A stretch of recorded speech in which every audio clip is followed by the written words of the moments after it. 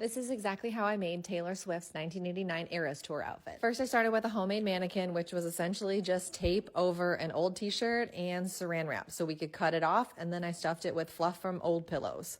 I found this tennis skirt and sports bra from Amazon. The colors are a little off, but they're close enough. For the supplies, I used E6000 glue with a syringe so it came out easier, and these silver rods I got on Amazon and I just glued them on. Rhinestones from Amazon and more of these jewels were all from Temu because they're a lot cheaper on there. I got lots of different sizes.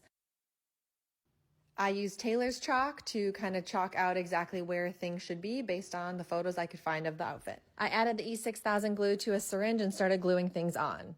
It's kind of hard to get the glue in the syringe, but it makes it so much easier to apply and you don't get glue everywhere that you don't want it. Then I started gluing on the biggest jewels first and going down in size. I also found fabric in a similar color to sew on these triangles that you see hanging off the top and bottom of her outfit. More and more gluing, always starting with the biggest gems first and then going down to the smallest rhinestones that I had. There was really no rhyme or reason. I just tried to spread them out as best as I could and fill in all the gaps so there wasn't too many blank spaces. I used the 2 different sizes of rhinestones from Amazon to fill in all of the gaps. Then I added rhinestones to the straps and anywhere around the straps that needed a little more coverage. A tool that makes applying rhinestones a lot easier is a wax pencil or a rhinestone picker, as they call them. It really just is a wax pencil that grabs the rhinestones and puts them on. Last, you can see there's like these dangles of beads hanging off, but because it was getting really heavy, I found these sequins that I could cut and sewed those on instead.